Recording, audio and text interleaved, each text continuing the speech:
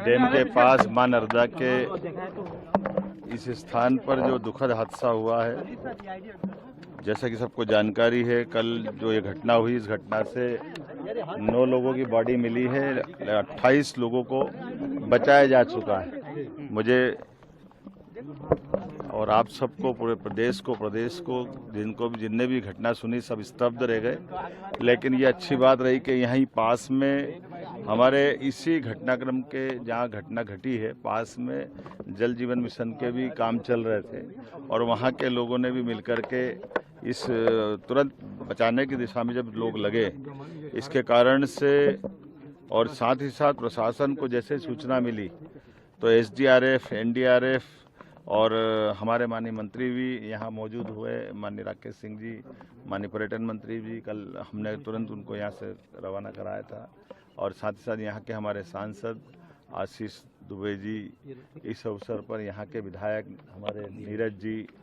सारे जनप्रतिनिधियों के साथ पूरी रात और आज तक अभी तक लगातार लोग लगे हुए हैं। हमारे साथ यहाँ के प्रभारी मंत्री उप मुख्यमंत्री श्रीमान जगदीश देवड़ा जी भी मेरे साथ आए हैं। ये बात सही है कि ये एक तरह समेकित रूप से जो प्रयास किया गया है, जिसके कारण से एनडीआरएफ, एसडीआरएफ, आर्मी के भी जो अच्छे कुशल गोताखोर है, जिनको बाहर से भी बुलाया गया, उनके सारे अधिकारियों के साथ मिलकर के ये जो रेस्क्यू ऑपरेशन चलाया गया, जिसके कारण से 28 लोग बचे, जिसमें एक रियाज भाई तो 4-5 घंटे लगातार पानी में रहने के बाद भी एक तरह से वो, मैं अभी उनसे भी मिल करके आया हूँ। शहर के अंदर जिन जिन के घर में दुखद घटना हुई, हम उनसे मिल करके आए हैं। और वो रियाज भाई ने तो अपने शब्दों में जो बयां किया कि मान लिया था कि मैं अब शायद नहीं बचूंगा, लेकिन ये रेस्क्यू टीम ने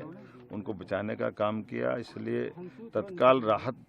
जो की गई है, उसके कारण से राहत बचाव अभियान में यथायोग्य प्रकार से जितना अच्छा हो सकता था उत्कृष्ट काम किया गया। इसलिए मैं प्रत्येक जो यहाँ के श्रमिक पास में भी जो इस पे काम कर रहे थे,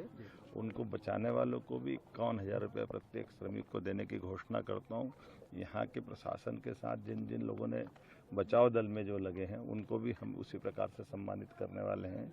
मैं अपनी ओर से खास करके यहाँ जितना हमसे बन पड़ रहा है,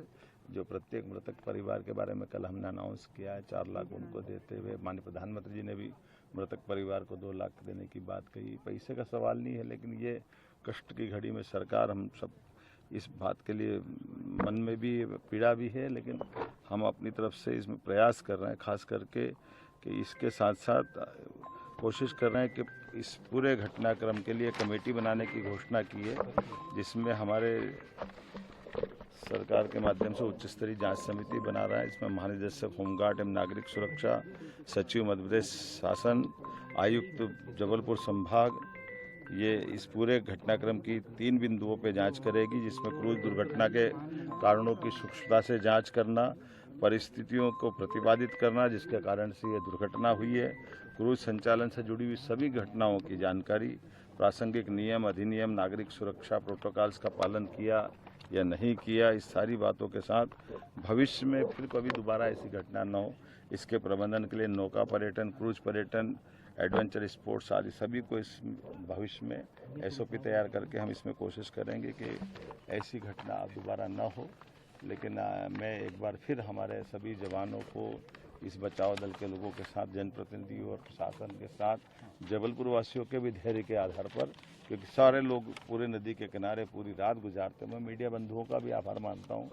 आप सब ने भी यहाँ अपनी आंखों से देखा है कि अभी भी रेस्क्यू ऑपरेशन ख़त्म नहीं हुआ है, अभी भी क्रूज को और खींच करके लेकर आए हैं, और हो सकता है जिस प्रकार से लोग मिसिंग हो सकते यहीं कहीं हो। अधिकतर जितना 28 लोग को ऐसी घटना के बाद बचाना, ये बड़ी चुनौती थी, लेकिन मैं मान के चलता हूँ कि ये हमारे बहादुर जवानों की और सारे लोग, जितने लोग जुड़े थे, उनकी जीवटता है, इसके कारण से घटना को एक तरह से मिनिमाइज किया गया और कई लोग बचे हैं। और इस घटना में जो भी दोषी रहेगा, हम उसको छोड़ने वाले नहीं, उस पर कठोर कार्रवाई करेंगे।